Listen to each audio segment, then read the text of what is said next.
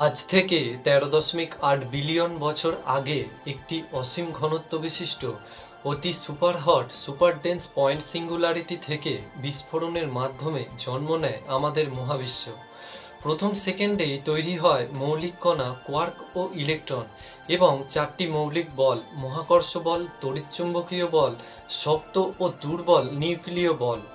Big bang এর পর প্রথম ৩ মিনিটে তৈরি হয় 75% হাইড্রোজেন ও 25% হিলিয়াম, যা আজও মহাবিশ্বের মূল উপাদান। বিগ ব্যাং এর পরের অবস্থা অর্থাৎ মহাবিশ্বের শিশুকালের প্রথম ৩৮০,০০০ বছর মহাবিশ্ব এতটাই গরম ছিল যে আলো স্বাধীনভাবে চলাফেরা করতে পারত না, যা প্লাজমা অবস্থায় ছিল। প্রথম আলোর জন্ম এই সময়ের পরই। ইলেকট্রন পরমাণুর সাথে যুক্ত হয়ে প্রথম ফোটন কণা অর্থাৎ আলো নির্গত করে, যাকে আমরা আজ কসমিক মাইক্রোওয়েভ ব্যাকগ্রাউন্ড অর্থাৎ সিএমবি হিসেবে দেখি। ১৯৬৫ সালে মহাকাশবিজ্ঞানী পেনজিয়াস ও উইলসন সিএমবি আবিষ্কার করে নোবেল পুরস্কার পেয়েছিলেন, আর এটি বিগ ব্যাং এর সবচেয়ে বড় প্রমাণ। বিগ ব্যাং এর পর মহাবিশ্ব প্রতি সেকেন্ডে কোটি কিলোমিটার বেগে প্রসারিত হতে থাকে। প্রথম ১ বিলিয়ন বছর মাধ্যাকর্ষণের টানে গ্যাস ও ধুলো জমাট বেঁধে তৈরি করে প্রথম তারা ও গ্যালাক্সি। আর আমাদের মিল্কিওয়ে গ্যালাক্সি জন্ম নেয় বিগ ব্যাং এর প্রায় ৪০০ মিলিয়ন বছর পর।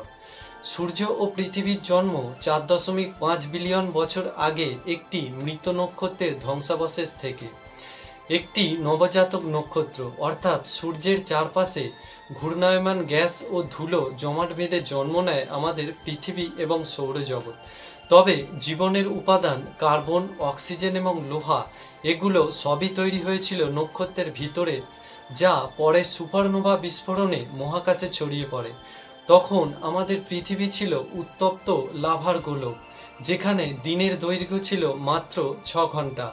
আর এইভাবেই বিশ্বব্রহ্মাণ্ড এবং আমাদের সৌরজগতের সৃষ্টি হয়। ৩.৮ বিলিয়ন বছর আগে পৃথিবীর আদি সমুদ্রে রাসায়নিক বিক্রিয়ার মাধ্যমে জন্ম নেয় জীবনের প্রথম স্পার্ক সায়ানোব্যাকটেরিয়া, অর্থাৎ পৃথিবীতে আদি যুগের সূচনা ঘটে। এই ক্ষুদ্র জীবগুলোই বায়ুমণ্ডলে অক্সিজেন যোগান দিয়ে প্রথম প্রাণের বিকাশের পথ সুগম করে। ২.৪ বিলিয়ন বছর আগে গ্রেট অক্সিজেশন ইভেন্টে পৃথিবী প্রথমবারের মতো শ্বাস নেয়ার বায়ুমণ্ডল পায়। ২৫০ মিলিয়ন বছর আগে সৃষ্টি হওয়া পৃথিবীর প্যানচিয়া সুপারকন্টিনেন্ট মহাদেশ ভাঙতে শুরু করে, যার কেন্দ্রস্থলে ছিল টেথিস নামক একটি মহাসাগর। আর এরপরে শুরু হয় ক্যাম্ব্রিয়ান যুগ। ৫৪০ থেকে ৪৮৫ মিলিয়ন বছর আগে পৃথিবীর সমুদ্রে ঘটে, যাকে ক্যাম্ব্রিয়ান এক্সপ্লোশন বলা হয়, কারণ জীবনের সবচেয়ে বড় বিবর্তনীয় বিস্ফোরণ ঘটে এই যুগে। হঠাৎ করেই আবির্ভাব হয় অসংখ্য জটিল প্রাণীর। প্রথমেই আবির্ভাব ঘটে অ্যানোম্যালোক্যারিস পর্বের প্রাণীদের। ১ মিটার লম্বা এই শিকারী ছিল সমুদ্রের টপ প্রিডেটর, দুটি বাহুতে কাঁটাযুক্ত সূচালো অস্ত্র। এরপর আসে হ্যালোসিজেনিয়া, যার পিঠে কাঁটা ও পায়ে টিউবযুক্ত এক আজব প্রাণী, যার বিবর্তন নিয়ে বিজ্ঞানীরা এখনও বিতর্ক করেন। শেষের দিকে দেখা যায় ট্রাইলোবাইট নামক এক ধরনের প্রাচীন সামুদ্রিক কাঁকড়া। এই অর্থপড ছিল অত্যন্ত শক্ত খোলস দিয়ে ঢাকা। এরপর আসে ডেভোনিয়ান যুগ, যার সূচনা ঘটে ৪১৯ থেকে ৩৫৯ মিলিয়ন বছর আগে। ডেভোনিয়ান যুগকে মাছেদের স্বর্ণযুগ বলা হয়, যখন সমুদ্রে বিশালাকার শিকারী মাছেদের রাজত্ব ছিল। প্রথমেই যার নাম ছিল তা হল ডাঙ্কলিওস্টিয়াস। ১০ মিটার লম্বা এই মাছের কামড়ের শক্তি ছিল টিরেক্সের সমান। এর মুখে বরসের মতো ধারালো হাড় ছিল। এরপর আসে হাইলিরিয়া, প্রথম মাছ যারা শ্বাস নিতে শেখে বাতাস থেকে, অর্থাৎ ফুসফুসের আদি রূপ। সর্বশেষে দেখা যায় টিকটালিক মাছ সদৃশ সরীসৃপ, যার পাখনা ধীরে ধীরে পায়ে রূপান্তরিত হয়। এই যুগেই প্রথম উদ্ভিদ জল থেকে স্থলে ছড়িয়ে পড়ে এবং প্রথম উভচর প্রাণী ইকথিওস্টেগা জল থেকে স্থলে আসে। ২০১ থেকে ১৪৫ মিলিয়ন বছর আগে জুরাসিক যুগে ডাইনোসরেরা শীর্ষে ওঠে। পৃথিবী জুড়ে গজায় বিশালাকার গাছপালা, সাইকাড ও কনিফার। এই যুগের প্রাণীদের মধ্যে সবচেয়ে ভয়ঙ্কর ছিল টাইরানোসরাস রেক্স। ১২ মিটার লম্বা, ৮ টন ওজনের ছিল এই শিকারী। তারপর ব্র্যাকিওসরাস, 25 মিটার উঁচু এই দানব দিনে 400 কেজি পাতা খেত।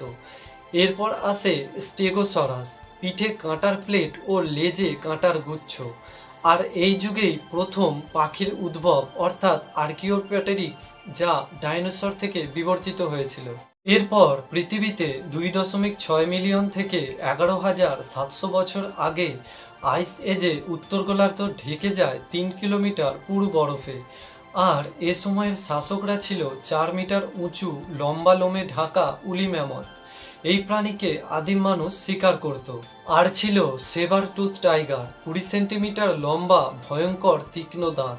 সেই সঙ্গে ছিল 2 মিটার লম্বা উড়তে অক্ষম ডায়াট্রিমা পাখি, যা এই যুগের একটি মাংসাশী পাখি। বিশেষ দ্রষ্টব্য, এই যুগের মধ্যেই মানব ইতিহাসের সূচনা ঘটে। এই যুগেই হোমোসেপিয়েন্স আফ্রিকা থেকে ইউরোপ ও এশিয়ায় ছড়িয়ে পড়ে এবং গুহাচিত্র আঁকা শুরু করে, যেমন লাস্কো গুহা, ফ্রান্স। এর পরপরই মানুষ ধীরে ধীরে বিবর্তনের ধারাবাহিকতায় আগুন জ্বালাতে শেখে, চাষবাস শুরু করে, যাযাবর থেকে বসতি স্থাপন করে। তারপর আবিষ্কার হয় ভাষা ও লিখন পদ্ধতি, যেমন হায়ারোগ্লিফিক লিপি। ফলে গড়ে ওঠে প্রযুক্তি ও সাম্রাজ্য। বিশেষ করে চাকা আবিষ্কারের ফলে এই প্রযুক্তি বিপ্লব আনে মানুষের দৈনন্দিন জীবনে। আর এইভাবেই মানব সভ্যতা বিবর্তনের ধারাবাহিকতায় আজকের অবস্থায় এসে পৌঁছেছে।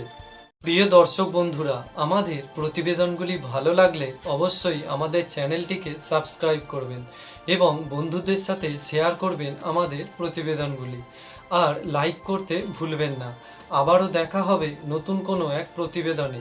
ততক্ষণ আপনি আমাদের পূর্ববর্তী প্রতিবেদনগুলি দেখতে থাকুন। ভালো থাকুন, সুস্থ থাকুন।